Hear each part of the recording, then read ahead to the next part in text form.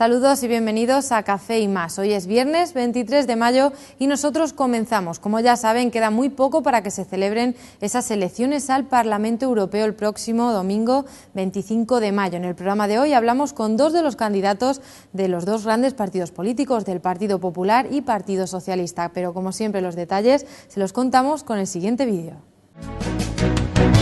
Como ya saben, las elecciones al Parlamento Europeo de 2014 tendrán lugar el domingo 25 de mayo de este año.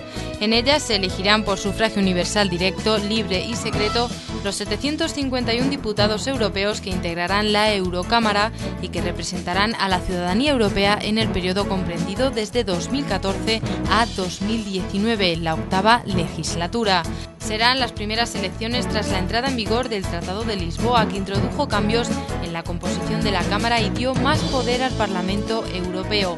Ahora es esta Cámara la que debe nombrar al presidente de la Comisión Europea a propuesta del Consejo Europeo en función de los resultados de las elecciones por mayoría cualificada.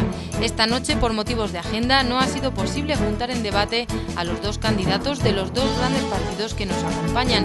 Por un lado, el candidato Sergio Gutiérrez y por el otro Pilar Ayuso. Así que analizaremos por separado con cada uno de ellos la actualidad política y algunas de las propuestas de sus programas. Todo esto hoy aquí en Café y Más.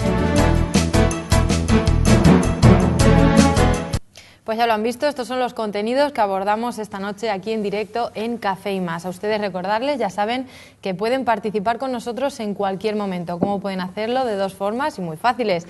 Bien, llamando al número de teléfono que aparece en pantalla, nos hacen cualquier tipo de pregunta, comentario, reflexión, y también con las redes sociales. Nuestra página en Facebook, que se llama Café y Más, escribiéndonos en el muro. Ya saben que nos encanta que compartan sus opiniones con nosotros y que participen de esa forma también en el programa. Como cada noche les avanzamos algunos de los titulares más destacados de nuestro diario digital y másinformación.es, así que vamos a darle paso a esos titulares.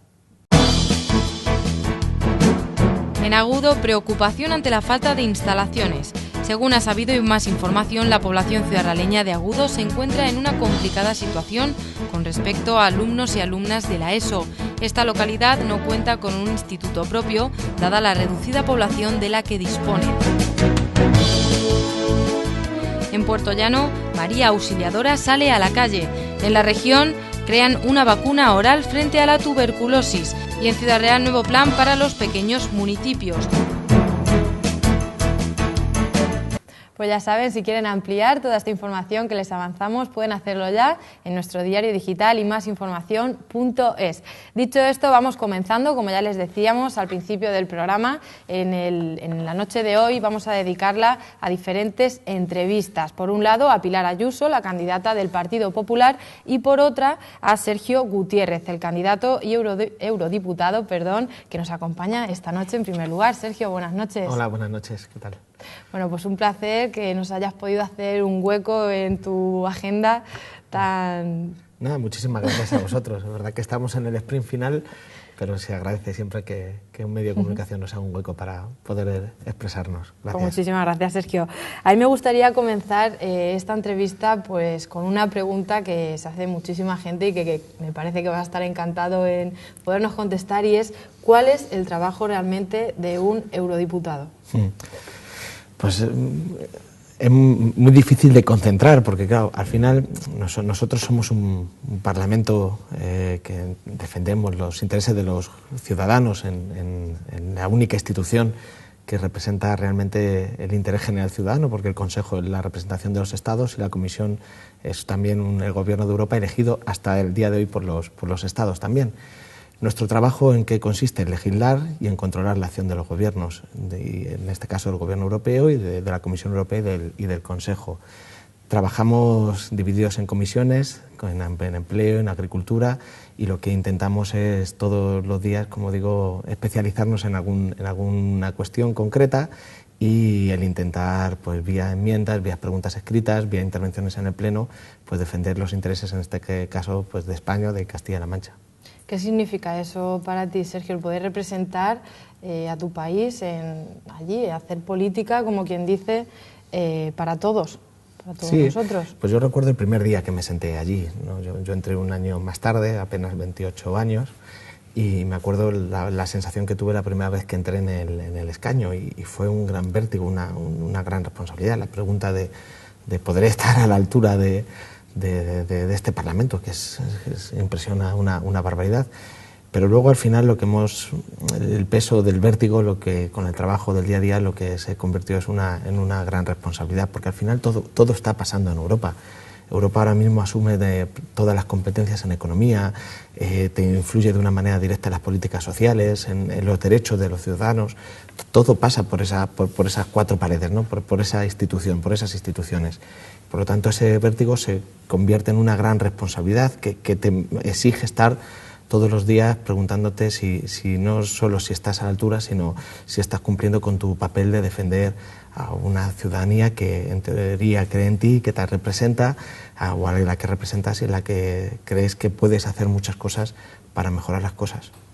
Todo pasa por Europa, pero realmente la gente es consciente de lo que ocurre allí, porque sí que hay ahora mismo como una idea un poco general de que esto es como unas elecciones un poco que nos pillan lejanas, ¿no? ¿Cómo podríamos convencer a la gente de que realmente son importantes? Pues es curioso, porque es verdad que en estos últimos años la gente se ha dado cuenta que en Bruselas pasan muchas cosas, que Bruselas se ha convertido en ha pasado de ser el cajero automático de las últimas décadas a ser la madrastra del cuento, ¿no? De Europa vienen casi siempre las malas noticias.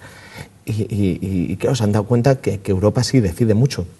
Lo que no hemos sido capaces de demostrar ni de hacerle sentir a la gente que el Parlamento Europeo ya no es un Parlamento de juguete, que el Parlamento Europeo tiene codecisión, que el Parlamento Europeo puede ya parar, por ejemplo, las políticas de Merkel, si hay una mayoría distinta a la de Merkel en el Parlamento Europeo. El Parlamento Europeo tiene potencia ya como para decidir, para influir, para decidir, codecidir las políticas que queremos que se decidan en Europa. Y eso es verdad que es una novedad con respecto a otras legislaturas. Empieza el Parlamento Europeo a ser de verdad en esta legislatura un Parlamento auténtico, con plena capacidad de decisión, capacidad de legislar y capacidad de parar a las medidas que consideremos injustas. Por lo tanto, si la gente sabe que Europa es importante, lo que nos tenemos que esforzar en esta recta final es en hacerles ver que una mayoría distinta en el Parlamento Europeo puede poner freno a la política de recortes, a la política de austeridad de Merkel. Un Parlamento que no sea cómplice de Merkel. Sergio, ¿podrías decirnos algunas de las medidas así más llamativas que se hayan tomado recientemente en el Parlamento y que hayan afectado o beneficiado más en este país? Sí, por ejemplo, en esta tierra la política agraria común se decide allí, el Fondo Social Europeo, por ejemplo, que también lo votamos y decidimos en el Parlamento Europeo, en Bruselas, los famosos planes locales de empleo que hacen muchísimos ayuntamientos para contratar a los desempleados durante unos meses y que supone en gran parte de muchas familias los únicos ingresos que llegan al año, son políticas que se deciden en Europa. Esos planes sociales que en Castilla-La Mancha hace ya 2 años que no tenemos, no por falta de dinero europeo, sino por falta de voluntad en Castilla-La Mancha. Pues todas esas políticas vienen de allí, incluso hasta lo más obvio, como es el Euribor de las hipotecas o, por ejemplo, los controles de seguridad en los aeropuertos. Es una institución, Europa es un proyecto que decide de una manera directa en la inmensa mayoría de las cosas que sentimos en el día a día.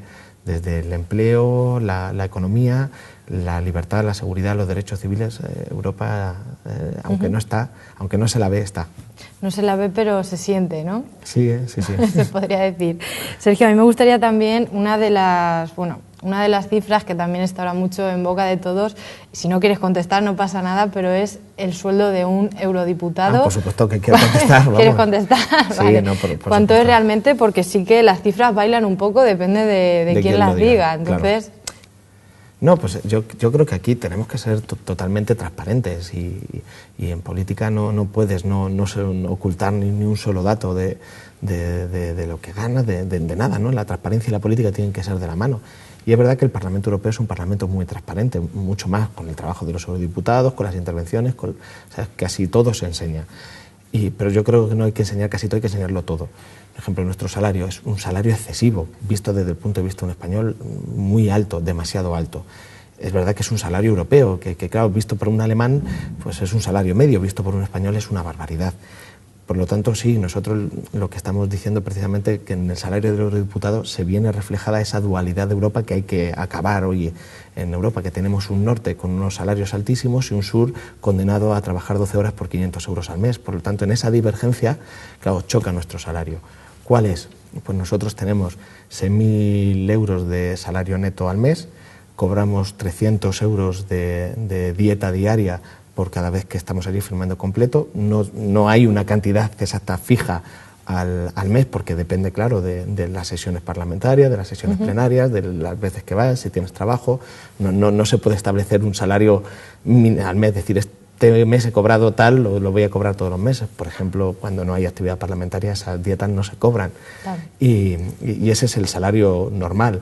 Luego, claro, hay muchas otras cantidades que aparecen que se atribuyen directamente al diputado, pero que son dinero con el que gestionamos el grupo parlamentario, que tenemos, se dice, pues 15.000 euros que se atribuye por cada diputado, pero es para contratar al personal, pagar teléfono, que no pasa por la cuenta del diputado, que va directamente al grupo parlamentario para gestionar ese personal, material de oficina, y luego hay unos 4.000 euros que se llaman de gastos generales, precisamente para compensar también pues los viajes a tu institución, a tu circunscripción, también el material.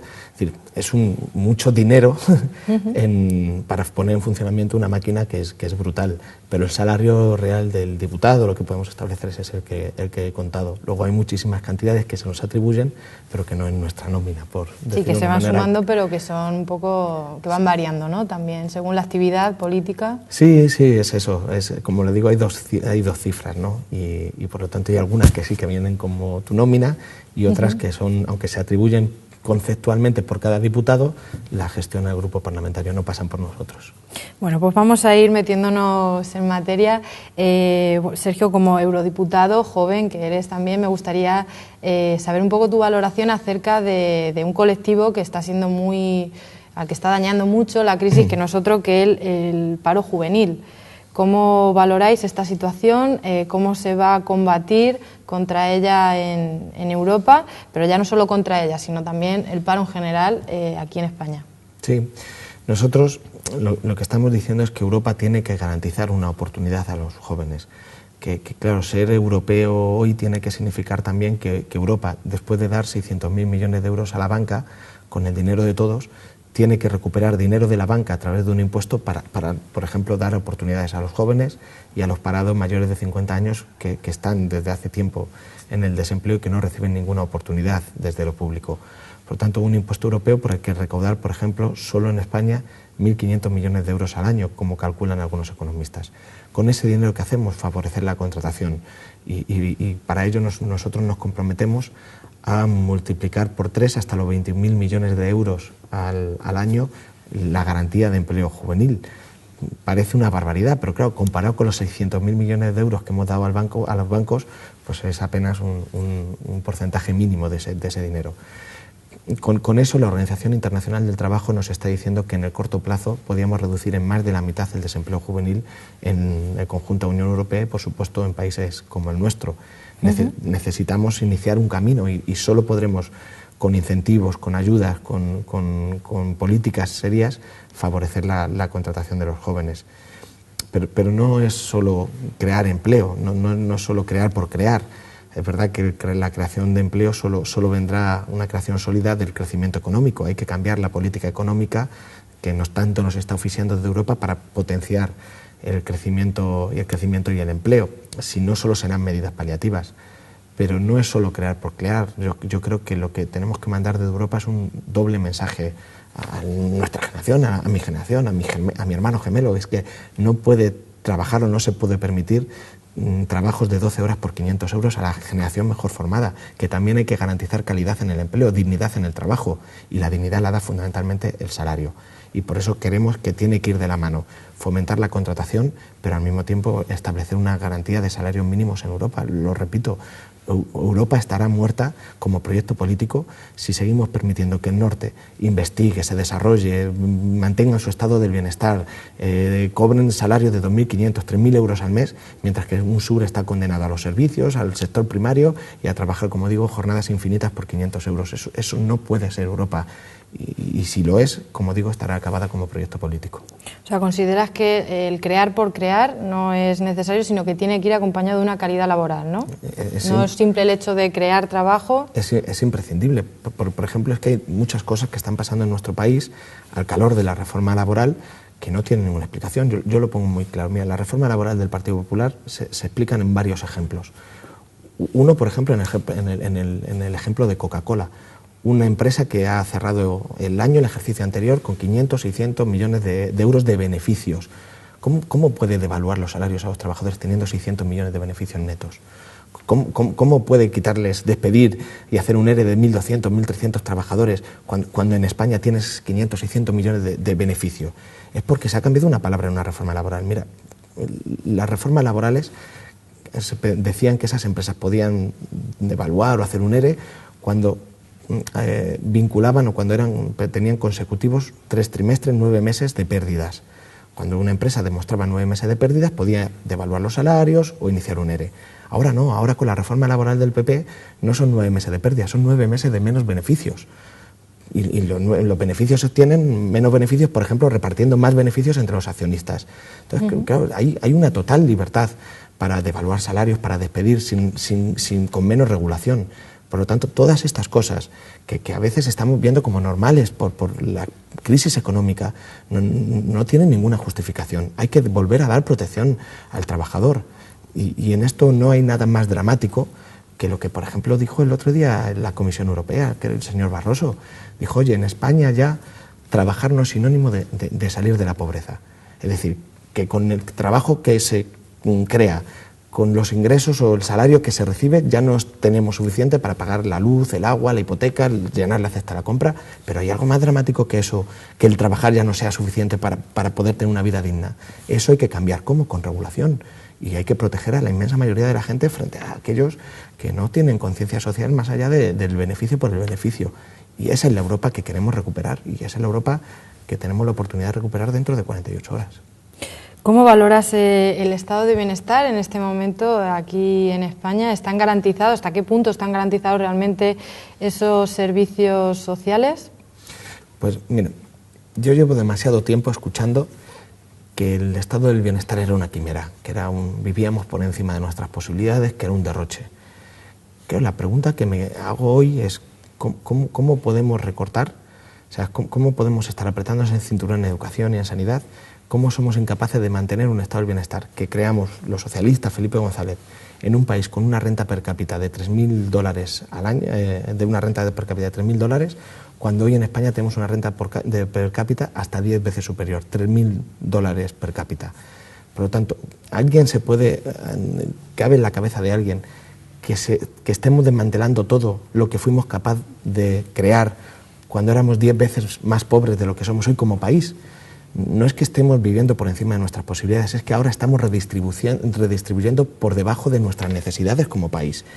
Mira, durante estos 5 años, en Europa, pero también en España, la riqueza, la concentración de la riqueza ha aumentado un 20%. Es decir, los que eran ricos han aumentado sus beneficios hasta un 20%. Por ejemplo, este año, la banca en España 7.000 millones de euros ha ganado. Oye, ¿cómo podemos decir que no podemos mantener eso? No, lo que necesitamos es más políticas de redistribución que vuelvan a garantizar la redistribución de la riqueza entre la inmensa mayoría de los ciudadanos. Por lo tanto, claro que se puede mantener. Y voy a poner un ejemplo. Mira, Rajoy ha mandado a Bruselas hace 2 semanas un programa nacional de reforma, se llama, en el que dice que se compromete a recortar 700 millones de euros adicionales en educación y en sanidad. Lo tiene por escrito. 700 millones de euros. Cuando pasen las elecciones volverán los recortes. 700 millones. Pero a mí me indigna saber, 15 días antes de esto, que el gobierno va a rescatar con 5.000 millones de euros a las sociedades anónimas que gestionan las autopistas de peaje. Pero ¿cómo se puede permitir en un país donde hay 2 millones de niños que viven en el umbral de la pobreza, que estamos quitando las becas Comedor, las rutas de transporte, que estamos cerrando escuelas, colegios?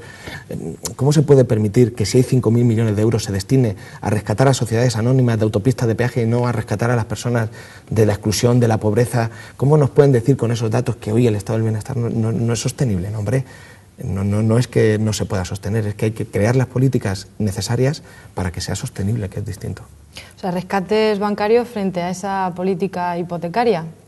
Sí, porque además el rescate bancario a mí, se verá con el tiempo, porque claro, ha pasado una cosa, los agujeros de la banca, y es verdad que los hemos justificado todos diciendo, no, ahí están los ahorradores, de los ahorros de los ciudadanos, y es verdad, y por eso había que hacer esa responsabilidad. Pero se ha hecho eso porque no habíamos creado antes una cosa, lo que queremos hacer ahora con la unión bancaria, que es que cuando un banco tenga un agujero, los primeros responsables sean los accionistas, los dueños del banco. Lo segundo es que tengan unos ahorros en un fondo europeo que parte de sus beneficios los destinen a ahorrar precisamente por si hay algún agujero, taparlo con ese dinero. Es decir, queremos una unión bancaria para que en el futuro el rescate de los bancos los paguen los bancos y no los ciudadanos. Entonces, todo eso que se está poniendo en marcha ahora, llegamos demasiado tarde para hacerlo. Pero a mí me fastidia una cosa muy concreta, y es que hemos tenido que rescatar los bancos. En España nos hemos gastado más de 40.000 millones de euros en el rescate. Es verdad, Rajoy pidió un préstamo a la Unión Europea de hasta 100.000 millones de euros. Pero la Unión Europea nos ha puesto condiciones a España para recibir ese dinero.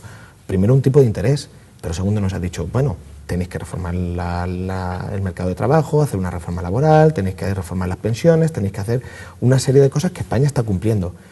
Lo que me parece dramático es que con esos 40.000 millones de euros que hemos dado a los bancos, nosotros a los bancos no hayamos puesto ninguna condición. Es decir, Europa, España sí, pero España a los bancos no. Por ejemplo, oye, me vas a devolver con un tipo de interés, perfecto, pero deja de desahuciar. Yo te doy 40.000 millones de euros, pero lo primero que tienes que hacer, yo te los doy, pero deja de desahuciar. Es que los desahucios siguen aumentando. Si hay un solo dinero público que entre los bancos, que los bancos, pues obviamente tengan un beneficio social. Lo segundo, no es que le hayamos dado dinero a los bancos, no, lo que hemos hecho ha sido comprar sus pisos vacíos en el banco malo. Los pisos vacíos que tenían ahí, que eran activos tóxicos, no, pues son los pisos que ahora tiene el gobierno en el banco malo. Oye, dedíquelos al alquiler social.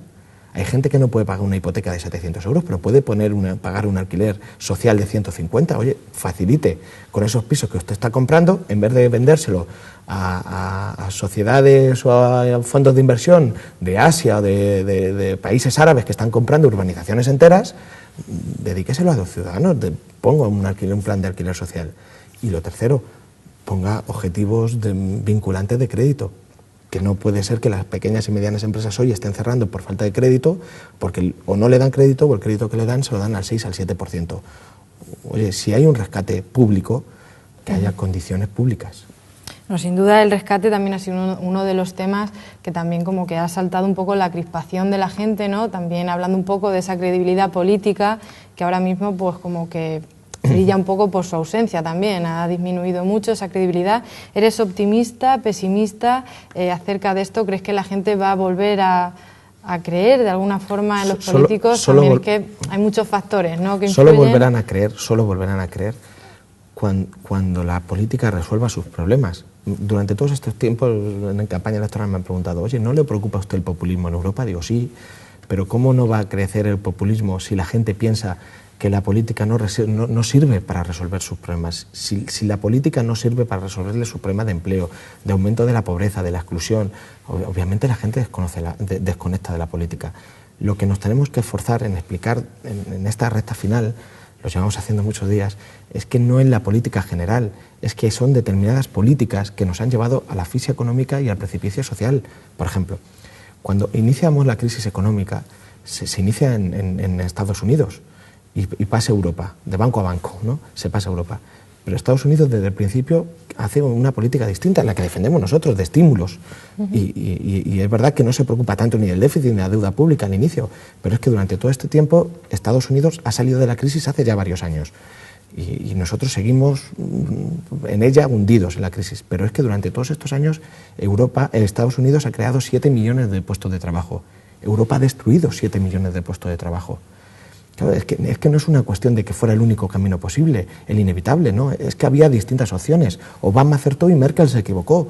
Ese es el resumen. ¿Se podía haber evitado? Sí. ¿Y podemos todavía corregirlo? También, pero tenemos que cambiar la política que viene de Europa.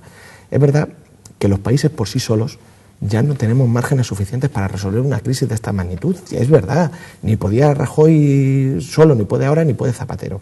Pero él es lo europeo, la política europea, la que sí que decide, y ahí no hay hombre de negro. Ahí lo que hay es que han decidido hombres y mujeres que no han compartido el color de la corbata, han compartido un color, el carné de una afiliación política que llevan en el bolsillo. Merkel, Barroso solo tienen en común una cosa, y es que los dos son militantes del Partido Popular. ¿Cómo ves a ambos candidatos, Sergio, tanto Cañete como Arias Cañete como a Elena Valenciano? Yo creo que lo importante no es cómo lo vea yo, lo importante es cómo se han mostrado ellos. Y aquí hemos visto que Cañete... ¿Cómo los viste también en el debate, por ejemplo? Pues se ha visto, Cañete era el candidato de la solvencia. Y entre titubeo y titubeo en el debate nos demostró además que era el candidato de la soberbia. Cuando alguien debate con otro y se demuestra si tiene conocimientos o no, yo creo que entre que papel y papel se perdió tanto que al día siguiente todavía seguía frustrado y mostró su soberbia en su lado más amargo, yo creo, que es el del machismo.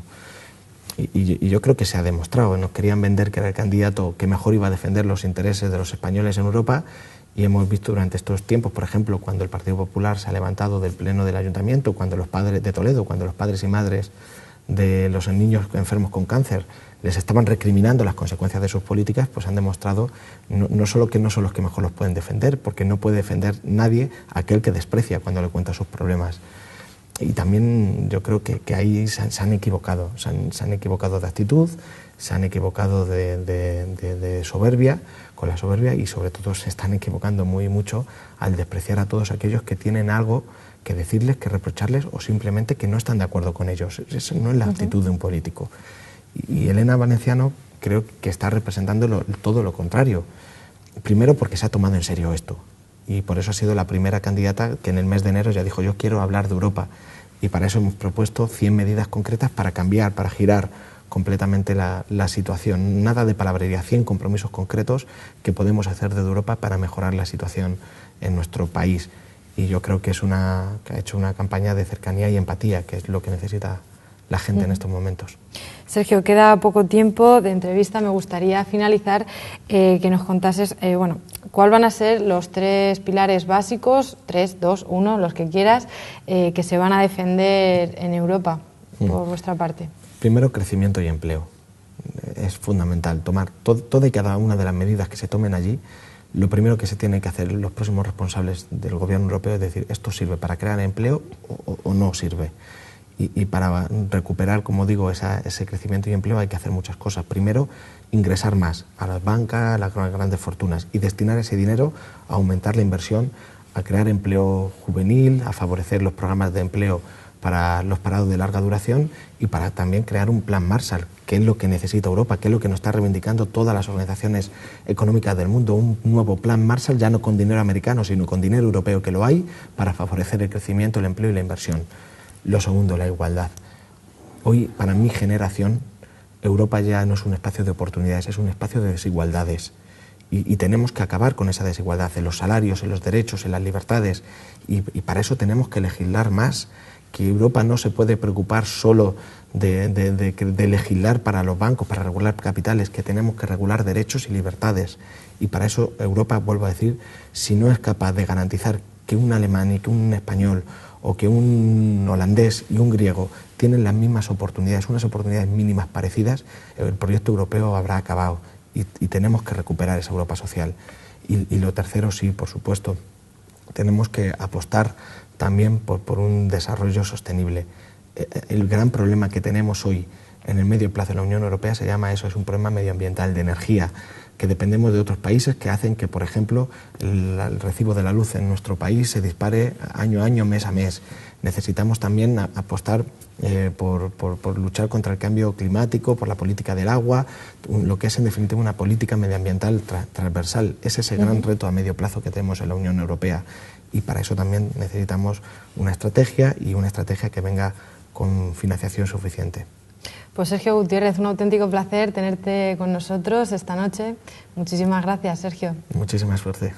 Gracias. Bueno, suerte a ti el domingo. Muchísimas gracias, Sergio. Nosotros nos vamos a publicidad. Como les decía, a la vuelta seguimos con esa entrevista a la candidata del Partido Popular, Pilar Ayuso. Así que no se vayan, enseguida volvemos.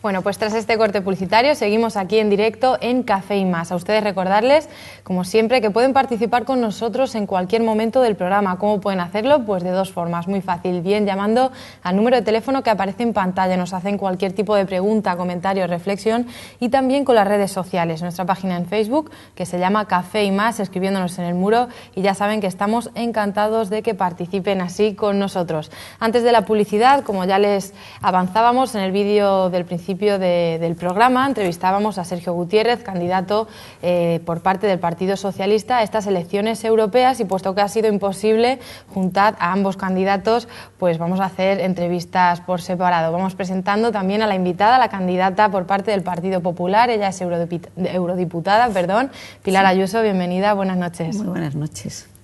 Pues Pilar, antes hacíamos las preguntas con las que voy a empezar contigo también, a Sergio Gutiérrez, y yo creo que es una pregunta que la ciudadanía siempre está mucho en boca de ellos, y es cuál es realmente el trabajo, cómo es el día a día de un eurodiputada en tu caso.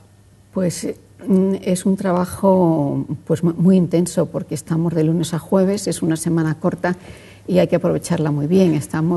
Pues yo voy a las 8 de la mañana al Parlamento y habitualmente me voy a las 9, 9:30 de la noche, tarde-noche, y nada, pues a dormir al hotel y a volver al día siguiente a lo mismo. Es un día que se divide entre reuniones, preparar debates, preparar intervenciones, preparar enmiendas, reunirte con todo el que quiere verte para explicarte sus problemas sobre los temas que estás tratando. Mi trabajo lleva mucho tiempo, porque yo estoy en unas comisiones que son pues puramente legislativas, y legislativas en ámbitos en los que el Parlamento tiene codecisión, es decir, colegisla con el Consejo. Ahora ya todo se colegisla con el Consejo desde el Tratado de Lisboa, y por lo tanto tiene que tomar decisiones vinculantes, y la responsabilidad es muy grande. Hay que prepararlo muy bien, hay que estudiarlo muy bien. Son temas generalmente pues muy técnicos, pues desde lo que es la calidad de las gasolinas hasta todo el tema de seguridad alimentaria, que es en lo que yo más trabajo, o en temas de farmacovigilancia, montones de temas. Ahora estoy con temas de controles, de seguridad, de seguridad alimentaria, pero con el tema de lo que es la patología de los vegetales, todos los controles que hay que tener para que no nos entren enfermedades en la Unión Europea, también con la parte de sanidad animal. Y todo eso lleva muchísimo tiempo, mucho trabajo, y luego, claro, hablar con todo el mundo. Es lo que llaman los lobbies, pero realmente son sectores de intereses que hay de todo tipo, y muchísimos sitios en la Unión Europea. Es muy transparente. ONGs y organizaciones ecologistas, que yo creo que son la mitad de los que van a ver. Y bueno, pues hay dosieres que llevan muchísimo más tiempo, muchísimo más trabajo, como ha sido la Directiva del Tabaco, y otros que son más fáciles de consensuar entre todos para sacar adelante, incluso de consensuar con el Consejo. Hablaba usted de control de seguridad alimentaria, que es uno de sí, también es mi especialidad, por haber sido directora general de alimentación, y por mi profesión también. ¿Cómo repercute todo esto en la ciudadanía aquí en España? ¿De qué forma es tangible estas medidas? Son tangibles hasta cierto punto. La ciudadanía no sabe que nosotros tenemos que decidir y autorizar los aditivos que se utilizan, los edulcorantes que se utilizan, en qué cantidades se pueden utilizar, los pesticidas que están permitidos, hasta qué dosis están permitidas, cuáles son los periodos de carencia para que desde que se da un pesticida hasta que se puede vender el producto tiene que pasar, según sea invernadero o aire libre. Todo el etiquetado de alimentos, como esta parte de esta legislatura la hemos pasado con esta directiva, que le llamamos etiquetado coloquialmente, pero se llama información al consumidor. Todas las normas que hay que seguir para que un alimento pueda poner una alegación sanitaria, por ejemplo, el calcio es bueno para los huesos, pues hemos decidido que tiene que estar probado científicamente para que se pueda poner, para que alegremente no se pueda poner en un alimento. Esto es bueno para lo que sea, pero que sin embargo no tenga un un aval científico detrás, lo puede poner generalmente, suele ser inofensivo, pero no se puede engañar al consumidor. Y todas estas cuestiones las hemos estado legislando durante esta legislatura, yo he estado muy activamente en ello. Y bueno, el consumidor no lo palpa día a día, pero sí ve que cuando compra una lata pone el origen, pone la cantidad de calorías que tiene, pone la cantidad de sal, la cantidad, hay determinadas dosis de sal que está prohibido utilizar. Todo eso se regula. Y además para todos los países igual, porque claro, somos un mercado único y lo que no podemos permitir es que en un mercado único donde no hay fronteras, unos países tengan unas normas y otros países tengan otras. ¿Cree que la ciudadanía tiene un poco la sensación de que todo lo que de que Europa como que está lejano, ¿no? Todo lo que se legisla allí, ¿cómo se...? Yo lo entiendo, que la ciudadanía, pues cuando le digan que un coche no puede emitir más de 120 gramos de CO2 por 100 kilómetros y va a comprar el coche y tiene que, y si no le pagan el plan PIB, etcétera, es lo que percibe. Pero la ciudadanía no sabe que eso lo hemos legislado. Y que legislamos lo que pueden emitir los coches, legislamos cómo tienen que ser los neumáticos, legislamos las medidas de seguridad, pero claro, pues no tiene por qué saberlo, es que solo faltaba que la ciudadanía tuviese que estar pendiente de esas cosas. Para eso nos votan y nos dan la confianza para que nosotros defendamos sus intereses, los intereses de la ciudadanía y de las empresas también, claro. Pilar, un tema también muy polémico en el que las cifras también bailan y se está hablando también mucho es del sueldo de los eurodiputados. Me gustaría saber su punto de opinión. vista. Nuestros sueldos son de 6.200 euros, independientemente de lo que se ha dicho. Luego tenemos una dieta diaria, no cada día del mes, sino el día que estamos allí y firmamos en una reunión, pero un hotel nos cuesta 200 euros. Y con la dieta tenemos que dormir, desayunar, comer y cenar. O sea que la dieta está muy bien calculada. Nuestro sueldo está estipulado en el Estatuto de los Diputados, es la tercera parte del sueldo de un juez del Tribunal de Justicia. Así está. Si el sueldo del Tribunal de Justicia se congela, el nuestro se congela. Si sube, el nuestro sube. De hecho, llevamos 5 años congelados, pero es la tercera parte y así está estipulado. Y luego, si es mucho o poco regular, pues mire, depende porque, claro, para mí lo malo del sueldo de un eurodiputado es que todos cobramos lo mismo, independientemente de lo que valgas y de lo que haces. Si estamos hablando de un catedrático, de un señor que ha estado dirigiendo una empresa, que tiene una buena carrera, que sabe muy bien idiomas, que sabe negociar y que tiene una experiencia detrás, probablemente sea poco. Si estamos hablando de un recién salido de la universidad o que incluso ni ha pasado por la universidad, es una barbaridad. Pues como todo en las empresas, los sueldos, me imagino que usted no gana lo mismo que el director general de esta empresa, pues, pero sin embargo en el Parlamento Europeo todos somos iguales. Para mí es lo único, pero bueno, es en todos los parlamentos y es algo que tienes que asumir. El sueldo depende, hay gente que puede ser poco y hay gente que puede ser una barbaridad. Pilar, uno de los principales problemas de este país, como ya sabe, ahora mismo es el desempleo, las cifras de paro. Me gustaría ya un poco, por ir entrando en materia, cómo se va a combatir desde el Partido Popular, qué tipo de medidas que se propone desde el programa para hacer frente a esta problemática. Vamos a ver, lo primero que tengo que decir es que el eje principal de nuestro programa es el empleo en España y en Europa, pero concretamente en España, pues somos eurodiputados españoles, pero lo tenemos que defender dentro de un ámbito. Nuestro principal objetivo es el empleo. En el marco financiero plurianual ha sido la primera lucha que ha defendido el presidente Rajoy, que ha estado y ha conseguido unos fondos especiales para el empleo. Ahora lo que estamos negociando, o está negociando en el Consejo el presidente, porque eso ya no lo negociamos en el Parlamento votamos el marco financiero y presentamos enmiendas y lo discutimos, es que, hombre, nos hubiese gustado que sea más, pero los presupuestos son los presupuestos y los recursos son los recursos que hay, no vamos a hacer el cuento de la lechera. Es que ese dinero, en lugar de repartirse en los 5 años que dura el marco financiero, se concentra al principio para poder hacer medidas de choque. Y luego, además de eso, bueno, pues seguir con las reformas dentro y fuera de la Unión Europea.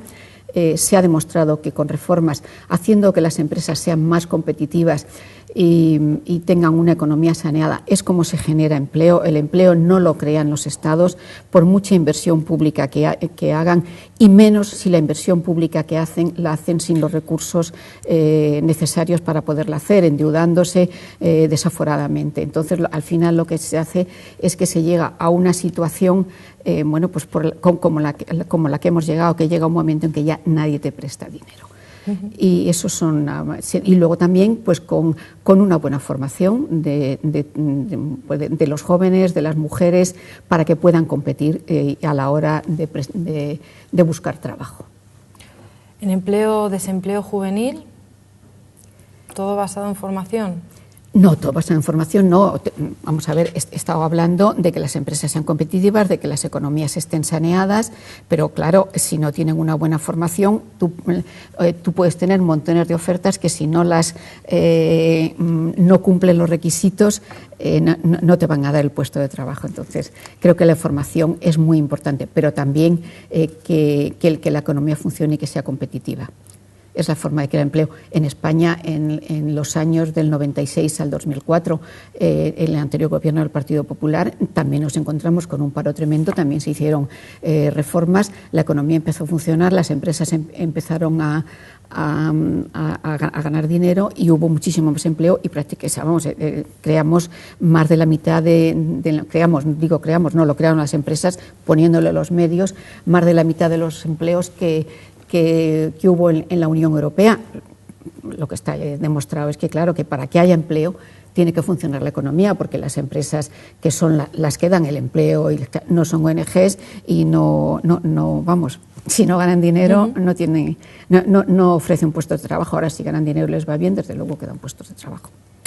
El desempleo o el empleo como principal eje de acción, como decía Pilar, hablemos de sanidad, de educación, servicios sociales. Pues en temas de sanidad, de educación y servicios sociales, la Unión Europea no legisla, es algo que está a la subsidiariedad de los Estados miembros, son políticas de los Estados miembros, pero en Europa tradicionalmente ha sido muy respetuosa con los servicios sociales. Los servicios sociales en Europa son sagrados, la sanidad es sagrada, cada país la organiza de una manera distinta. Aquí nosotros tenemos una seguridad social que es pública y gratuita. En otros países como Bélgica, que es uno de los que yo voy, tú tienes que pagar y luego la sanidad la sanidad pública te devuelve el 80% o el 60% según de lo que tú has pagado, pero vamos, es una sanidad también pública. Eso quiere decir que cada uno lo organiza. Y lo que hacemos en el Parlamento son resoluciones diciendo qué es lo deseable y qué es lo que, pues lo deseable es que todas las necesidades estén cubiertas, que haya una sanidad universal y pública y lo más gratuita posible. Y también es nuestro objetivo, pero para poder pagar todo eso hace falta tener otra vez más una economía saneada y que funcione y tener recursos, porque lo que no se puede pues pretender, como en algunas ocasiones he oído así alegremente, que nos financien y que hay que hacer una política especial para los países del sur. En los países del sur hemos recibido muchísimo dinero de la Unión Europea, concretamente España ha recibido, solamente España, en fondos mucho más de lo que supuso el Plan Marshall en su día para toda Europa. Ahora hay otros países que también necesitan, los nuevos países del este que han entrado, que estaban mucho más atrasados, que necesitan que los recursos se dirijan más hacia ellos. Y bueno, pues yo creo que estamos en condiciones de poder ser competitivos, de poder salir adelante, como lo hemos demostrado y lo vamos a seguir demostrando. Y España es un país fuerte y lo sigue siendo, y está volviendo a tener otra vez mucho peso en Europa. No podemos pretender ni querer vivir como hijos de familia de los países del norte, que serían los padres ricos de un hijo de familia. Eso no puede ser. Respecto a educación... Eso sí, defendemos la cohesión y la solidaridad entre todos, tanto entre las comunidades autónomas como dentro de la Unión Europea, y Castilla-La Mancha, que dejó de ser objetivo 1 en este marco financiero plurianual, hemos conseguido que pase a ser un objetivo intermedio, porque tampoco ha pasado de ser de las más ricas, o sea, no se pasa de ser la más pobre a la más rica. Y va a tener también los fondos de cohesión y estructurales hasta el 70% de lo que recibía, por lo tanto creo que muy bien, vamos, y eso es lo que defendemos, solidaridad y competitividad. Respecto a educación, Pilar, ¿cómo se va a tratar? Porque sí que algunas de las medidas que se han tomado aquí, no sé cómo las valora. Pues vamos a ver, yo creo que las medidas, no sé si se refiere a la ley de educación nacional, eso es algo en lo que la Unión Europea no entra.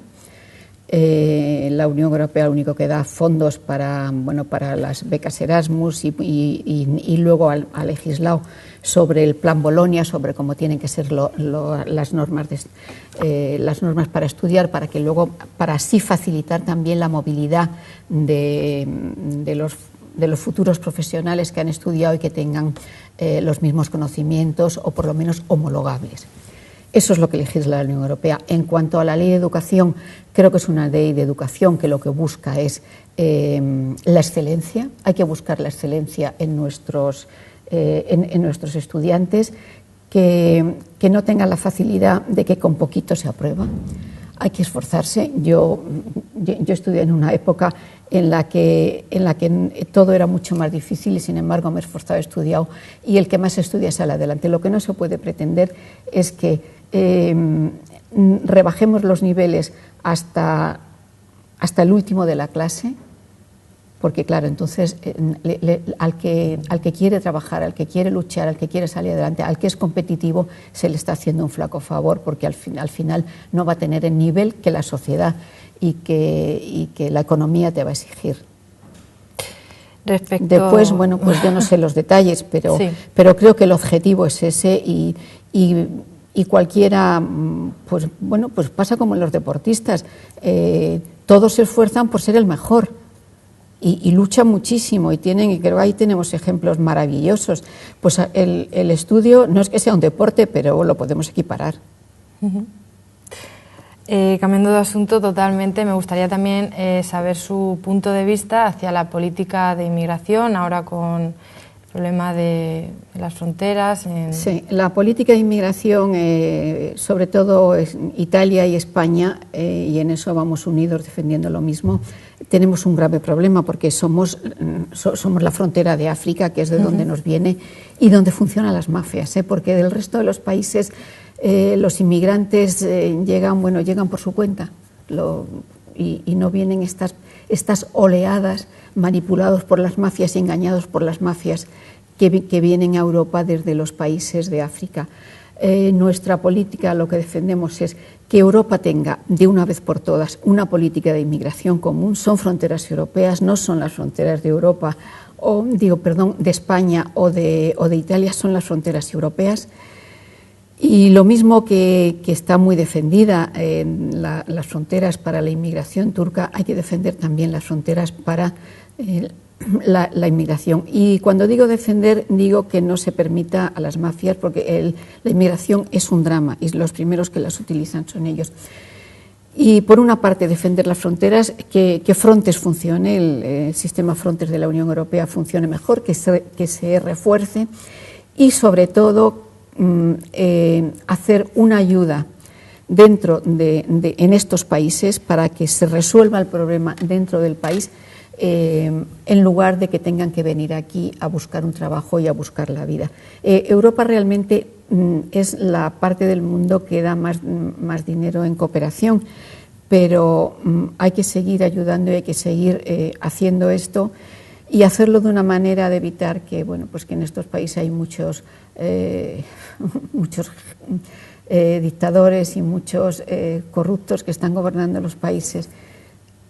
Procurar que de verdad llegue ese dinero de la cooperación a formación, a crear empleo y a crear pequeñas y medianas empresas donde estos trabajadores que pretenden venir aquí puedan tener una vida digna.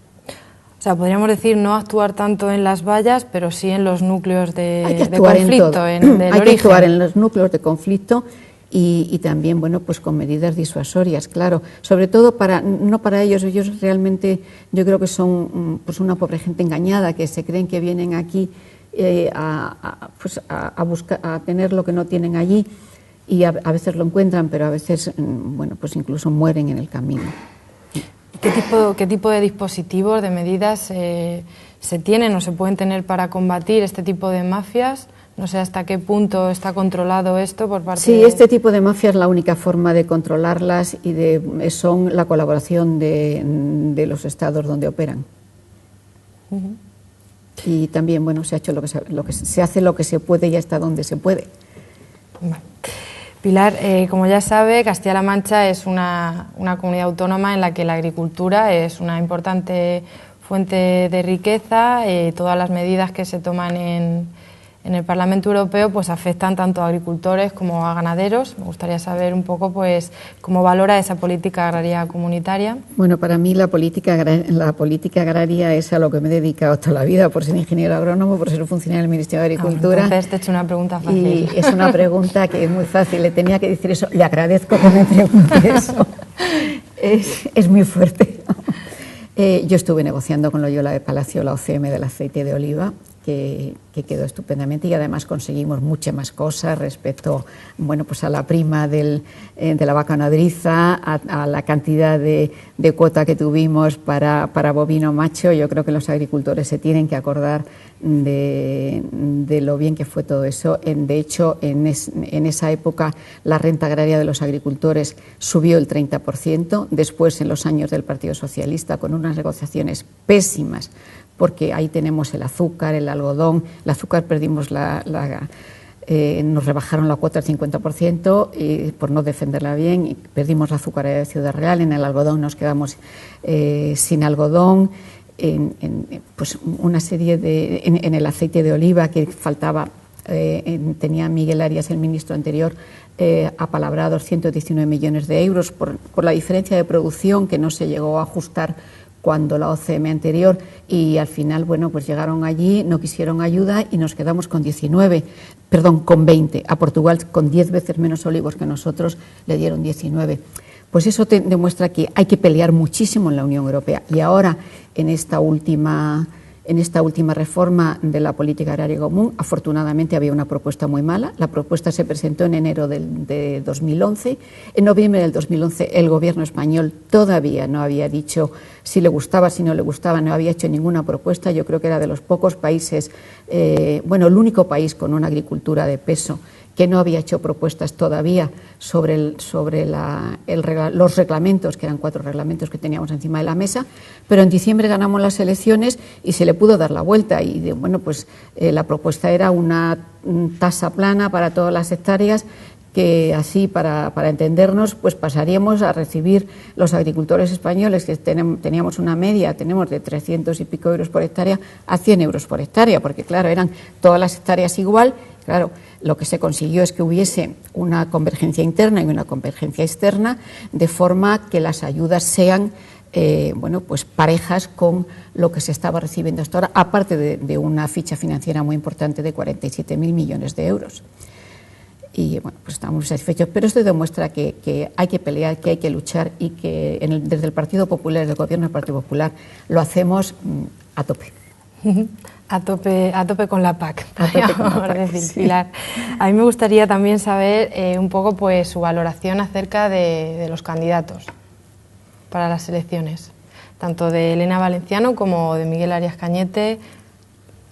Vamos a ver, yo puedo hablar de los candidatos de mi grupo político, que son prácticamente menos 2 o 3, son los mismos, gente que ha luchado muchísimo, cada uno en su ámbito, y que ha trabajado una barbaridad. El Partido Socialista prácticamente ha cambiado a toda su lista. Sergio es uno de los que sigue, que entró, llevaba unos años, porque entró cuando salió Maleni para el Banco Europeo de Inversiones, pero ha cambiado prácticamente a todos, y son todos, pues no sé qué experiencia puedan tener. A Miguel Arias Cañete le conozco desde 1982. Profesionalmente es una persona excelente, es un abogado del Estado, con un gran despacho, podía ganar muchísimo más dinero, eso es uno de los ejemplos que ponía, muchísimo más dinero fuera del Parlamento Europeo que en el Parlamento Europeo. Es un gran luchador, se conoce muy bien los temas, trabaja incansablemente, luego es una persona extrovertida, etcétera, pero creo que, vamos, profesionalmente e intelectualmente y como background que tiene y demostrar que ha hecho las cosas muy bien hechas y es un gran luchador, no tiene duda y todo, vamos, es reconocido por propios y extraños. En cuanto a Elena estuvo en el Parlamento Europeo, sé que le aburría terminar la carrera y no la acabó, pero vamos, eso es su problema. Yo conozco a su padre, una persona estupenda y amigo mío, y luego ella se ha dedicado mucho al tema feminista, al tema de la mujer. Realmente, bueno, me parece muy bien y es muy respetable, pero la Unión Europea no tiene competencias en políticas de mujer. ¿Qué le parece, Pilar? Le tengo que preguntar, ¿qué le parecen las últimas declaraciones las declaraciones por las que está siendo pues muy debatido la figura de Miguel Arias Cañete acerca de la mujer? Me parece absolutamente ridículo. Es verdad que Miguel tuvo una frase desafortunada. Todas las personas como Miguel, que son muy extrovertidas, en un momento determinado pueden decir una frase desafortunada, igual que la tuvo Miguel Jáuregui defendiendo a un maltratador, vamos. Pero esa es más desafortunada todavía. Pero en cualquier caso, aparte de que no tenemos políticas de mujer, mire, machistas hay en todas partes. O sea, pero en todas partes, en todas las profesiones, en todos los partidos políticos, en todo. Pero precisamente Miguel no es un machista. Yo he trabajado con Miguel, él lo que sí hace es contar con las mujeres, no utilizarlas. Es bien distinto contar con las mujeres en lo que valen y para lo que valen. Y ahí, bueno, yo he trabajado con él, trabajo con Loyola Palacio. Tiene la ministra que tiene ahora, que ha sido su colaboradora, es una señora que es ingeniero agrónomo, que es economista, que habla 3 idiomas o 4, en fin, valora a las mujeres en lo que son y cuenta con las mujeres. Y desde luego nadie que le conocemos bien hemos visto un gesto machista en Miguel Arias, jamás. Dicho esto, creo que ha sido una manera de distraer para no hablar de lo que hay que hablar, que es en lo que nosotros hemos querido centrarnos, no hablar de lo que significa Europa para nosotros, lo que nos jugamos. Entonces han estado hablando de esto a todas horas y no han querido hablar porque realmente tampoco tenían mucho que ofrecer de las políticas que han hecho ni de las defensas que han hecho de España. Pilar, hace unos días, era su valoración. Hace unos días se habló aquí en un debate, aquí en el programa, de la necesidad de construir una Europa de ciudadanos y no de mercados. Estas declaraciones fueron por parte de algunos de los grupos minoritarios, UPyD, Izquierda Unida. Me gustaría saber un poco qué opinas sobre esta... Eso es una frase hecha. Y bueno, Europa, lo que no se puede separar, los ciudadanos por un lado, las empresas por otro, los mercados por otros, las políticas sociales por otro. Mira, Europa es un conjunto. Los ciudadanos es lo más importante. De hecho, nosotros ponemos en nuestro programa que lo importante son los ciudadanos y lo demás tiene que girar alrededor de los ciudadanos. Pero para que los ciudadanos tengan trabajo, políticas de educación, políticas de sanidad, etcétera, tenemos que tener unos mercados que funcionen. Y de todo lo que se diga, además, es hablar por hablar y decir tonterías. Y tonterías ya hemos oído demasiadas. Pilar, se habla también de unas grandes cifras de abstención para estas elecciones europeas. No sé cómo están combatiendo ustedes estas cifras con sus campañas. Bueno, ¿a qué creen que se puede deber? Si cree que van a acertar, si no... Las campañas son para eso, para mentalizar a la gente, y por eso estamos hablando de Europa, para mentalizar a la gente y decirles que Europa es importante, que formamos parte de esa Unión Europea, que tenemos una moneda única común, que tenemos políticas comunes, que legislamos para todos y que todo eso nos repercute en nuestras vidas. Y eso ya sería un motivo para ir a votar y para votar al que mejor defiende tus intereses. Pero es verdad que lo hemos estado comentando antes, que no es fácil llegar a cada ciudadano, no al interesado, a los interesados que les llega su política. Pregúntale a los agricultores, eso seguro que votan todos. Vamos. Llegar y explicarles que se juega mucho. Y la abstención existe en todas partes, incluso en Bélgica, que está ahí el Parlamento Europeo y que lo tienen y son fundadores desde que empezó esto de la Unión Europea, pues también hay una abstención grande. Lo que tenemos que evitar, y tenemos las cifras de Holanda y del Reino Unido que han votado ayer, pero eso es norma común en todos los países de toda la Unión Europea. Y bueno, es esa asignatura pendiente que tenemos de que los ciudadanos sean conscientes, pero pues yo no sé cuándo lo conseguiremos. Yo espero que sí, que algún día lo consigamos. Pues Pilar, un auténtico placer tenerte con nosotros. Bueno, pues muchísimas gracias. Yo siento Pilar, que no haya podido coincidir, pero las campañas, las agendas de las campañas son demenciales. Os dejan poco tiempo, Poco ¿no? tiempo, sí. Bueno, pues muchísimas gracias por Muchas gracias. atendernos y hacernos un hueco, Pilar. Pues un placer y mucha suerte el domingo. Muchísimas gracias. Nosotros nos despedimos. Ya saben que pueden seguir informados a las 11 de la noche con nuestros compañeros Kiko Fernández y Beatriz García. Muchísimas gracias por acompañarnos como siempre y que pasen un feliz fin de semana. Nos vemos la semana que viene, el martes a las 9 aquí en Café y Más.